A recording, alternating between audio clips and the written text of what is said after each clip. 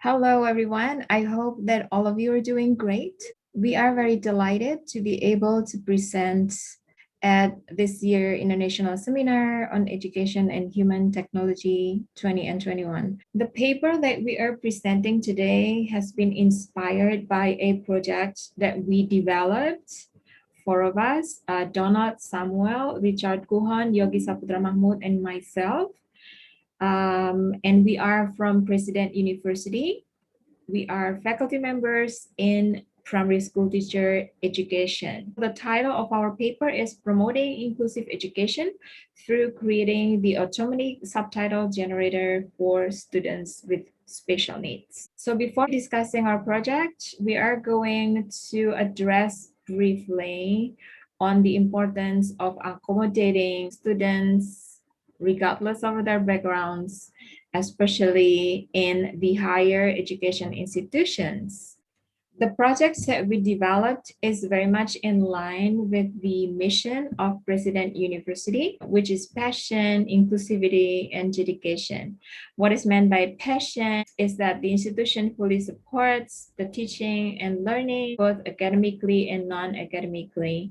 And then inclusivity, the institution provides friendly and positive atmosphere for everybody, regardless of their backgrounds. So everyone on campus are equally supported, regardless of their culture, ethnicity, age, gender, and beliefs. And then dedication, the campus provides the best for everyone by continuously reforming the curriculum, aiming for new innovation in teaching and learning. And what is unique in our campus is that all faculty members welcome knowledge sharing sessions outside the classroom. Related to promoting inclusivity in our campus, we have implemented several strategies to accommodate our students. Here, we're going to talk about three strategies, especially dedicated to students with special needs. The first one is by integrating sign language in our teaching and learning activities, especially in our video. But this strategy is not considered very effective because of the limited numbers of faculty members and academic staffs that master the sign language. And then the second strategy is by creating subtitles for learning videos that we uploaded on the eCampus, so the e-learning portal. But unfortunately, this strategy is also not very effective.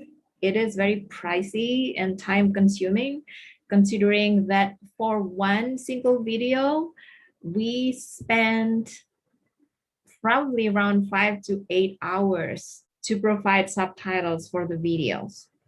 So finally, trial and error, and we tried the third strategy, which is inventing a software, in this case, Automatic Subtitle Generator. After the observation, implementation, and evaluation, the last strategy has been proven to be very effective in accommodating students with special needs. Our project aims to create and prepare an innovative, digitalized, technology-assisted learning to support especially students with special needs, and also for the faculty members, because they are also involved in teaching and learning activities. So we are supporting the faculty members in delivering lessons, carrying out the entire teaching and learning activities, especially in accommodating students with special needs. And the next one is to support and accommodate our students with special needs so that they are going to enjoy the learning process and they're going to be able to achieve their goals in learning. The next one, of course, our project is aimed at creating a more engaging, innovative, and interactive classes, especially as we know that currently almost the entire teaching and learning activities are conducted online because of the COVID-19 global pandemic. So the methods that we implement in our project, the first one is planning, preparation, and project socialization. So during the planning and preparation especially, we conducted a need analysis. Using this method, we identify three things. The first one is identifying students with special needs. The second one is identifying their needs. And then the third one is identifying whatever effort that we can do to accommodate students with special needs. Then we also conduct project socialization. We socialize the projects that we developed in classes and in faculty meetings. The team members involved in the project are, of course, faculty members, both from the primary school teacher education and also from the Faculty of Computer Science, and also academic staffs from President University. For the funding, we aim to collect financial support from several institutions, from the university, of course, and we also applied for a grant from the Indonesian Department of Higher Education, and this grant is for developing assistive technology to accommodate students with special needs. In developing the project, we implement what we call the ADDIE or ADDIE. We are going to find the explanation on what ADDIE is in the next slide. So ADDIE stands for Analysis, Design, Development, Implementation, and Evaluation. So actually this reflects the stages that we have in developing the assistive technology. During the analysis, we distributed survey questionnaires to our students to identify the needs, especially from the students with special needs. In the second stage, we described the details, the type of the software that will be developed, focusing on the usage, the features, the user interface, and user experience. The third stage, or the development stage, is characterized by the development process conducted by the software developer to implement the subtitle generator. And then the next stage, which is the implementation, we apply the prototype, which includes 4 steps. The first one is installation, and then evaluation, socialization, and then monitoring. Finally, the last stage, which is evaluation. There are 2 steps in this particular stage, which is observation and survey. During the observation, we identify the process of implementing the technology in teaching and learning activities, and also identifying the process of the implementation of the technology during the teaching and learning activities, and also the challenges that the students and the faculty members have during the process. And finally, we share the questionnaires to identify the user's satisfaction and perception in applying this technology during the teaching and learning process. Here are the brief guidelines on how to apply the software that we developed. Considering that we accommodate students with the hearing problem, so there are 2 types of software that we developed: speech to text and later the text to speech. For the speech to text software, as you can see, the user is going to apply this in their browser from their laptop, computer, or mobile phone, and they are going to type a link that we share with them, and then they're going to see the speech to text and text to speech, which they are going to choose. What is great about this software is that it is able to accommodate different languages. So from Bahasa Indonesia, and of course English, and some other foreign languages. So the user is going to choose the language depending on their preferences, because at President University, there are a lot of international students too. So people speak different languages in our campus. The Automatic Subtitle Generator will record the voice. Now we can see the text to speech. It works in the same way. The users can use a computer or mobile phone with the same exact step.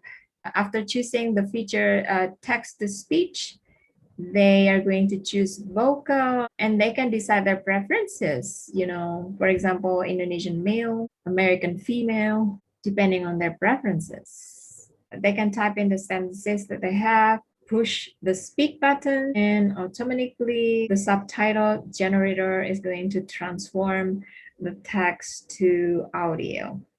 All right, the next presenter, Mr. Yogi, is going to discuss the implementation, the evaluation, and future improvement. Yogi, time is yours. Okay, thank you so much, Bu Ani, for the opportunity. Everyone, my name is Yogi Saputra Mahmud. I would like to continue the discussion of assistive technology software, particularly for the implementation. So basically, the implementation of assistive technology software is conducted in several stages involving different communities such as faculties, academic staff, and students. So for faculties, they will upload the teaching and learning materials to eCampus, which is the learning management system used at President University. And then the academic staff will help the faculties to install the plugin for the assistive technology software to enable the students to access the software. And eventually, students become the user of the technology software. So this is actually an example of a learning material uploaded to eCampus. So this particular material is uploaded by myself. And then the academic staff will also try to install this plugin so that the students will be able to access this assistive technology software. So when they navigate the learning materials, they will be able to translate or to convert the speech to text or vice versa. And they are able to select, more than one language, within this software. As for the evaluation, so this is actually a continuous cycle of evaluation. So it is started from the institutional support. So to what extent does the institution support this kind of development, and what are the other supports needed to develop the software further? So it also focuses on the accessibility or the ease in using the technology. Is it accessible enough, or is it easy enough to navigate or to access the software? And then how about the perspective from the students with special needs? So is it accessible or not? We also disclosed a rubric to measure the students' progress after they utilize this kind of assistive technology. As for the proposed improvements in the future, there are three particular improvements that should be paid attention to. First of all is maximizing project socialization. So since this software is relatively new, it is urgent for us to maximize the socialization of the project or of the software so that all faculties throughout the departments or study programs will be aware of the benefits or the advantages of using this.